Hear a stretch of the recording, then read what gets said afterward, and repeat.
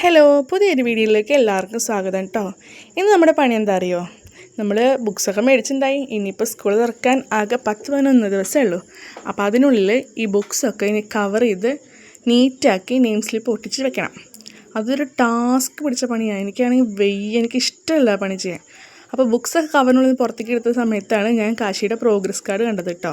അന്ന് സ്കൂളിലേക്ക് ബുക്ക് മേടിക്കാൻ പോയപ്പോൾ തന്നിട്ടുണ്ടായിരുന്നു. ഫുൾ A+ ഒക്കെ ഉണ്ട്, കുഴപ്പമൊന്നുമില്ല മാർക്സ്. പിന്നെ ഞാൻ എൻ്റെ പണിയായുധങ്ങളൊക്കെ ഒന്ന് കാണിച്ചു തന്നതാണ്. സ്റ്റാപ്ലയറേ, അതാണുള്ള മെയിൻ സാധനം.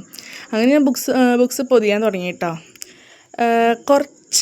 ഫസ്റ്റത്തെ ബുക്ക് പൊതിയുമ്പോഴേ കുറച്ചൊരു പ്രാക്ടീസ് ഇല്ലല്ലോ നമുക്ക്. കുറേ കാലമായില്ല നമ്മളിപ്പോൾ അത് എടുത്തിട്ട്. പിന്നെ വർഷത്തിലൊരിക്കലല്ലേ ഈ ബുക്ക് പൊതിയലുള്ളൂ. അപ്പോൾ അതിൻ്റെ ഒരു ബുദ്ധിമുട്ടുണ്ടായിരുന്നു ഫസ്റ്റത്തെ ഒരെണ്ണം പൊതിയാൻ. പിന്നെ സ്പീഡായിട്ടോ. പിന്നെന്താ വെച്ചാൽ പണ്ട് ഇങ്ങനത്തെ ഷീറ്റല്ലല്ലോ, ഈ പ്ലാസ്റ്റിക് ഷീറ്റല്ലല്ലോ. നമ്മൾ പണ്ട് ബ്രൗൺ പേപ്പറും ന്യൂസ് പേപ്പറും ഒക്കെയല്ലേ മെയിനായിട്ട് ഉപയോഗിക്കുക. ഞാനൊക്കെ ന്യൂസ് പേപ്പർ കൊണ്ടാണ് കുറേയൊക്കെ പൊതിഞ്ഞേക്കണേ. പിന്നെ ഇച്ചിരി വലിയ ക്ലാസ്സിലായപ്പോഴാണ് ബ്രൗൺ പേപ്പറൊക്കെ ഉപയോഗിച്ചിട്ട് ബുക്സ് പൊതിഞ്ഞേക്കണേ കേട്ടോ. അന്ന് അമ്മയാണ് മെയിനായിട്ട്, ചെറുപ്പത്തിലായിരിക്കുമ്പോൾ അമ്മയാണ് മെയിനായിട്ട് പൊതിഞ്ഞ് തരിക. പിന്നെ വലുതായി തുടങ്ങിയപ്പോൾ നമ്മൾ തന്നെ സ്വയം പൊതിയാൻ തുടങ്ങി. അങ്ങനെയായിരുന്നു. അപ്പോൾ ബുക്സ് പൊതിഞ്ഞു. ഞാൻ പണ്ടത്തെ കാലത്തിലേക്ക് പോയി.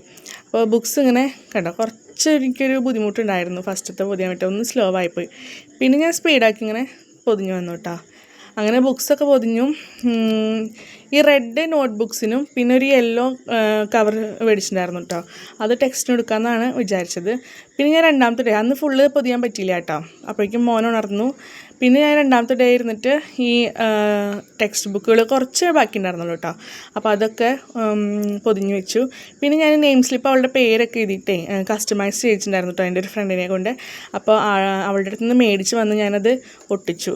ഫുൾ ഒട്ടിച്ചൊക്കെ റെഡിയാക്കി സെറ്റാക്കി വെച്ചു കേട്ടോ. പിന്നെ നെയിം സ്ലിപ്പിൻ്റെ കൂടെ തന്നെ നമ്മുടെ ബോട്ടിലും പിന്നെ ലഞ്ച് ബോക്സിലും കുടയുമൊക്കെ ഒട്ടിക്കാൻ നെയിം ടാഗും കൂടെ ഉണ്ടായിരുന്നു, മാറിപ്പോവാതിരിക്കാനേ.